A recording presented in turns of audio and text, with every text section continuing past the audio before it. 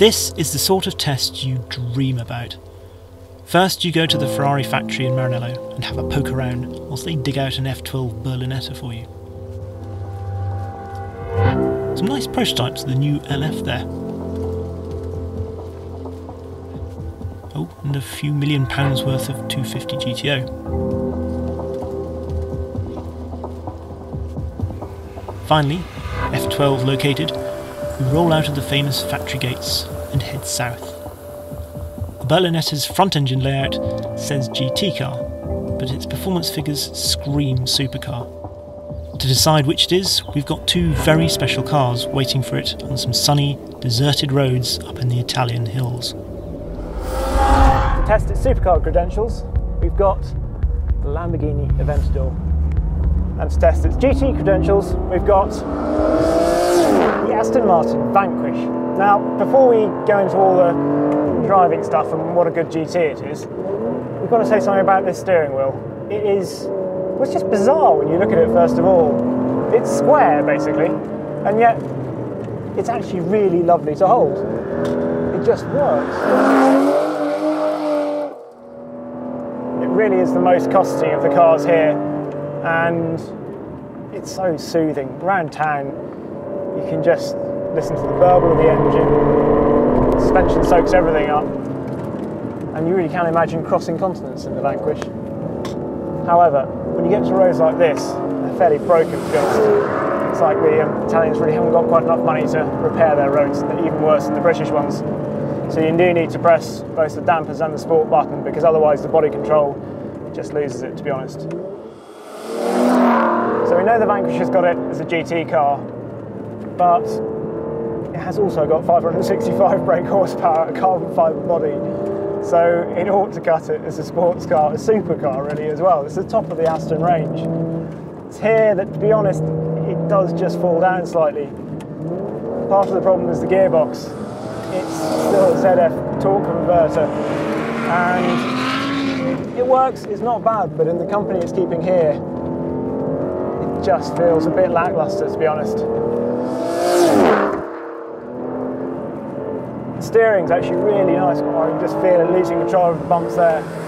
One thing it does lack is it just feels like the diff doesn't quite lock up enough, so you can have some fairly big smoky sort of sideways. It just doesn't have the precision of the F12 at all. And it never quite shrinks around you the way the other cars here do.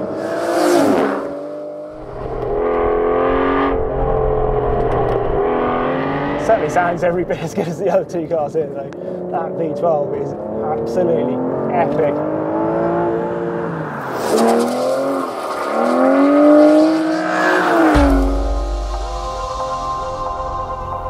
Next up is Sant'Agata's finest, the mighty Lamborghini Aventador. 690 brake horsepower, 509 pounds-foot of torque, and four-wheel drive all help it to a stunning 0 to 60 time of just 2.8 seconds. The first thing to say about this car, rather the same way we talked about the square steering wheel in the Aston Martin, is whoever specs matte black paint with orange calipers, thank you. It looks just sensational. The second thing to say about this particular Aventador is that it's on winter tyres. You get a certain amount of squirm as a result. You shouldn't drive an Aventador like this, but it's just amazing. The weight transfer in it is very scary, to be honest, the first time it happens, because it's got a lot of momentum, that big V12 behind me. But for some reason, it just works. This is a proper big boy supercar. The settings, the only ones you need to worry about, put the gearbox in sport, turn it to manual, and then turn the ESC off. Otherwise it just grabs way too much, possibly because of the winter tyres. But those are the settings we've all decided this car works best in. Sitting in this car is just pure theatre. It's exactly the same as it is to look at. You sit low, you've got a real pillar box windscreen to look out of. These A-pillars are massively annoying when I was driving home last night, because you can't see around them. You keep sort of looking one side then the other. But it feels so special. The gearbox now feels like it really works. This single clutch gearbox, yeah, it's probably not quite as swift as the Ferrari's double clutch, but the changes, there's a lovely flare of revs on the downshift, if you see what I mean. Strangely, this car actually gives you more confidence than either of the front engine cars when you first jump into it. The steering's heavier and you really feel like you can point the nose where you want it. But then as you up the game, that momentum gets going and it feels like a proper scary experience. In sport, we've got most of the power going to the rear wheels, and I mean really most of the power. And the traction it gets is still astounding. On these winter tyres, you get it moving around between the corners. It's definitely between the Aventador and the F12 as to which is faster across the ground. Although this is actually giving away power to the F12, I think the four-wheel drive, sheer traction of it, means that it would certainly be as quick as the F12 across the ground. One thing strangely, although this has got big carbon discs, just like the other two cars, you do get some brake fade in this. Whether it's because you're working it harder because you get more confidence too, I don't know. But the pedal does go a little bit long after a good strop.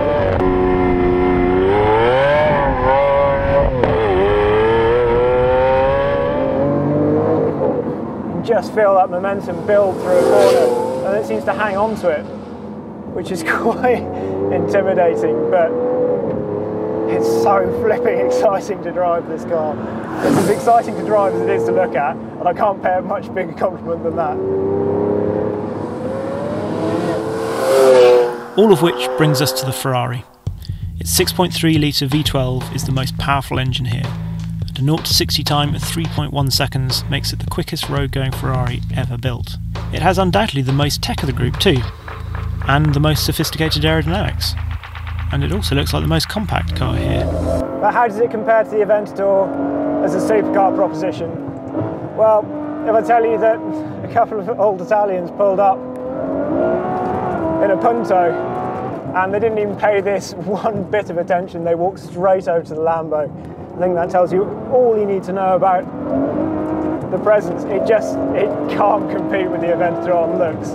But to drive, this is just insane. Where the Aventador is a big bruising, it's kind of an old school supercar, this feels like new generation. The engine's so intense, you have to be absolutely on it. And the steering, it's so sharp. The gear change is just, well, I don't think there's a better gear change out there, frankly. It's even wilder than a 458 this. It's just crazy. We've had some wet weather here over the last couple of days. My word, you can barely use 30% of the performance. You just tread on the throttle so gingerly.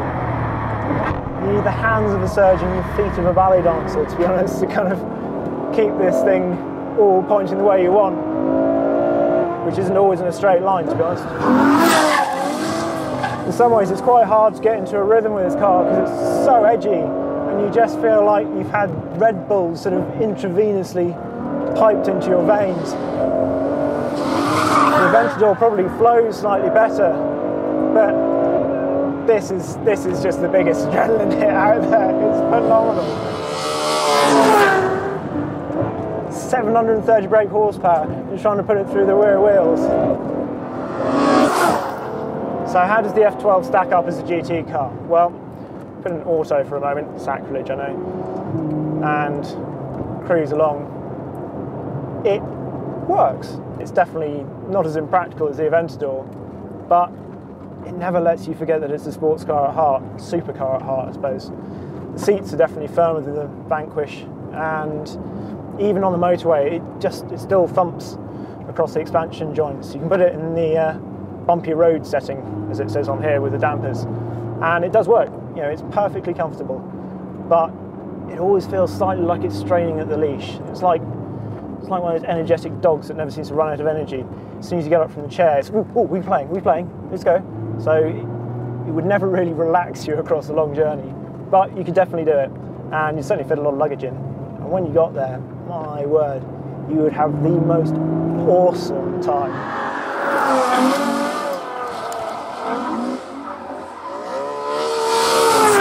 The F12, well, it's not as good a GT as the Vanquish, and no, it hasn't got the theatre of the Aventador, but for a front-engine supercar, this thing is just incredible. I don't think anybody could have a problem with calling this a properly usable supercar. It sort of redefines that term.